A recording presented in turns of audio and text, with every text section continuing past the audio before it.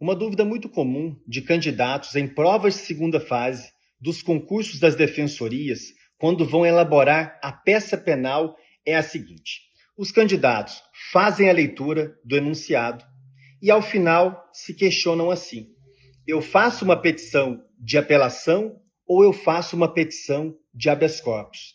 Essa dúvida também se repete no âmbito da execução penal. Eu faço uma petição de agravo em execução ou eu faço um habeas corpus? Eu separei aqui 4 orientações para compartilhar com vocês, que eu geralmente aprofundo com os alunos nos nossos cursos do SEI para a segunda fase de defensorias. A primeira orientação é a seguinte: se no enunciado da sua prova o examinador coloca ao final, date a sua petição do último dia considerando o prazo em dobro da defensoria, não há mais dúvida. A peça não será um habeas corpus. E por qual motivo? Habeas corpus não tem prazo. Se o examinador coloca, então, para você datar a sua peça ou para você observar a tempestividade, para considerar o último dia do prazo, pronto. Já pode afastar o habeas corpus, porque a peça não será o HC, porque, de novo, habeas corpus não se submete a qualquer prazo. Segunda orientação: se não houve ali, na narrativa do enunciado, nenhuma decisão de mérito de caráter terminativo, e sim houve uma decisão do juiz que decretou a prisão preventiva ali do assistido da Defensoria Pública. Não houve uma decisão de pronúncia, não houve uma sentença condenatória, pronto. Neste cenário, sim, muito provavelmente a peça será um habeas corpus. E aqui eu aproveito para te ressaltar o seguinte: não existe em prova de segunda fase de defensoria fazer uma petição de reconsideração. Isso existe, sim, na prática profissional, mas não existe numa segunda fase de defensoria. Terceira orientação: se na sua peça, se no enunciado do seu concurso, aparece que a Defensoria Pública foi, por exemplo, a um estabelecimento prisional, identificou um problema homogêneo, um problema comum de uma quantidade de presos determinada ou determinável, se o examinador não está identificando a conduta de um ou mais de um preso, muito provavelmente a peça será um habeas corpus coletivo.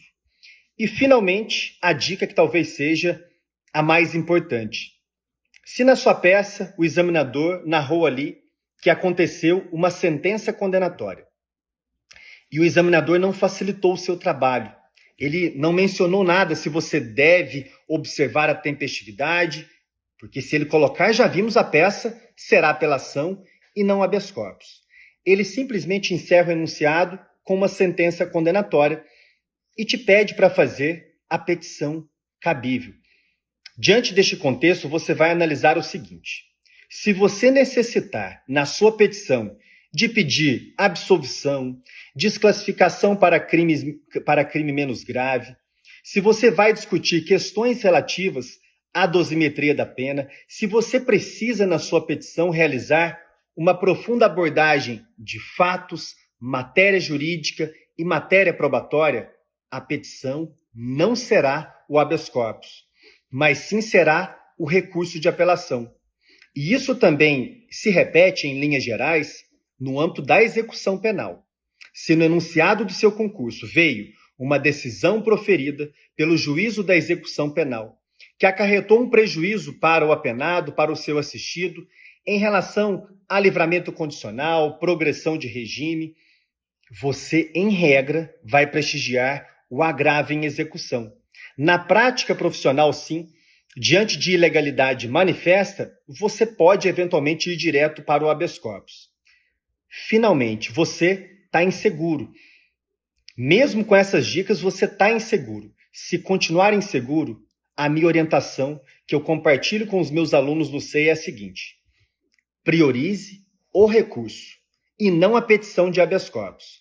E ao final da sua petição de recurso, seja ela uma apelação ou agravo em execução, você informará ao final, bem no final da sua peça: Excelência ou egrégio tribunal, a defensoria informa que também está impetrando concomitantemente à interposição deste recurso uma petição de habeas corpus, para buscar no habeas corpus não as mesmas teses que foram veiculadas no recurso, mas sim para buscar mais imediatamente aquilo que está mais relacionado com a liberdade de locomoção.